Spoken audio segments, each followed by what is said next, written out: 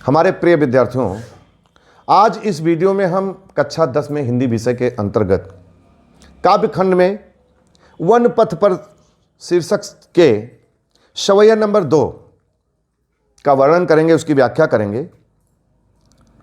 सवैया नंबर 2 है, जल को गए लखन है लरिका, परिखों पिय छाह घरी को है ठाढ़े, पहुँच पसेव बयार करो अरुपाएं पखारियों भूभुरी डाढ़े, तुलसी रघुवीर प्रियाश्रम जान के बैठ लो कंटक काढ़े, जानकी नाह को नेह लख्यो पुलको तनु बारी बिलोचन बाढ़े।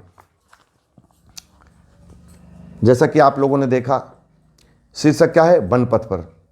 जब भगवान श्री रामचंद्र जी ने पिता के माता कैकेयी के वचन को निभाने के लिए संपूर्ण राजपाट धन धान सबका परित्याग कर दिया और अपनी भार्या सीता जी और अपने अनुज लक्ष्मण जी के साथ वन की तरफ प्रस्थान कर चले, तो वन मार्ग पर जाते हुए सीता जी की व्याकुलता के बारे में वर्णन है। यहां पर जो दूसरी सवैया जो है, दूसरी काव्य पंक्ति,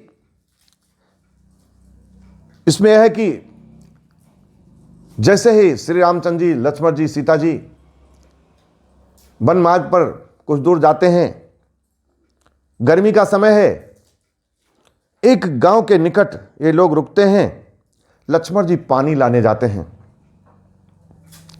तब सीता जी श्री रामचंद्र जी से कहती हैं, जल को गए लखन है लरिका, हे नाथ, हे प्रभु, लक्ष्मण जी पानी लाने गए हैं, पानी को लाने के लिए गए हैं। परिखों पिए छाह घड़ी को उठारे, तब परिखों माने प्रतीक्षा करो, तब तक हमें किसी छाह के नीचे घड़ी भर के लिए प्रतीक्षा कर लेनी चाहिए। ये सीता जी प्रभु श्री रामचंद्र जी से कहती हैं। बहुत ही अच्छे ढंग से गोस्वामी तुलसीदास जी ने लिखा है। गोस्वामी तुलसीदास जी कहते हैं कि सीता जी कह रही हैं प्रभु मर्यादा पुरुषोत्तम श्री रामचंद्र जी से कि पहुँच पसेव बयार करो, हे प्रभु, मैं तब तक आपके पसीने को पोंछ करके, पसीने को साफ करके पोंछ करके हवा करूंगी और पाएँ पखारी हों और तुम आपके पैरों को धो डालूंगी। भूभुर डाढ़े, जो गर्म रेत से तपे हुए हैं, जल गए हैं, उन्हें मैं धो डालूंगी। प्रभु श्री रामचंद्र जी, मर्यादा पुरुषोत्तम श्री रामचंद्र जी भगवान उनके हृदय की व्यथा को, उनकी थकान को अंतर्यामी है, जान लेते हैं, समझ जाते हैं। तुलसी रघुवीर प्रियाश्रम जान के, गोस्वामी तुलसीदास जी कहते हैं कि प्रभु श्री रामचंद्र जी प्रिया अर्थात जानकी जी के थकान को, उनकी विह्वलता को, उनकी व्यथा को देख करके, जान करके बैठ विलंब लो कंटक काढ़े, बैठ करके देर तक उनके पैरों से चुभे हुए कांटे को निकालते रहते हैं। जानकी नाह को नेह लख्यो पुलको तनु बारी बिलोचन बाढ़े। जानकी ना माने स्वामी अर्थात प्रभु श्री रामचंद्र जी, जानकी अर्थात सीता जी प्रभु श्री रामचंद्र जी के नेह अर्थात उनके प्रेम को देखकर, सीता जी प्रभु श्री रामचंद्र जी के इस प्रकार के प्रेम को देख करके पुलकित हो जाती हैं। पुलको तनु बारी बिलोचन बाढ़े, बिलोचन माने आंख, श्री रामचंद्र जी के स्नेह को देखकर और इस स्थिति का आभास करके सीता जी की आंखों में आंसू भर आए, अर्थात उनकी आंखें आंसुओं से भर गईं, बहुत दुखी हो गईं।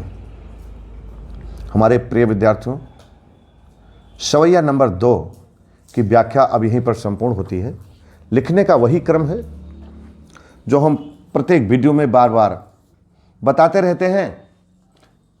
संदर्भ प्रसंग व्याख्या, संदर्भ प्रस्तुत पद्यांश हमारी पाठ्य पुस्तक हिंदी के काव्यखंड के वन पथ पर नामक शीर्षक से अवतरित है, या वन पथ पर नामक पाठ से अवतरित है, जिसके रचयिता गोस्वामी तुलसीदास जी हैं। प्रसंग वन मार्ग पर जाते समय सीता जी की व्याकुलता, उनकी विह्वलता और उनके प्रति रामचंद्र जी के स्नेह का वर्णन गोस्वामी तुलसीदास जी ने बहुत ही अच्छे ढंग से किया है। प्रसंग हो गया, व्याख्या हमने जो बताई उसको लिखेंगे। और अंतिम हेडिंग काव्यगत सौंदर्य, जिसमें 5 हेडिंग बहुत महत्वपूर्ण है, मैं बार बार प्रत्येक वीडियो में बताता हूं। भाषा, शैली, रस, छंद, अलंकार।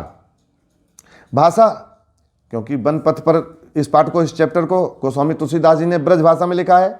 भाषा के आगे ब्रज भाषा, शैली के आगे मुक्तक, छंद के आगे सवैया, रस में श्रृंगार रस, अलंकार अनुप्रास अलंकार, ये लिखेंगे तो इस प्रकार से आपकी यह व्याख्या अब यहीं पर संपूर्ण होती है। हमारे प्रिय विद्यार्थियों, अब मिलते हैं हम नेक्स्ट वीडियो में शेष भाग के लिए।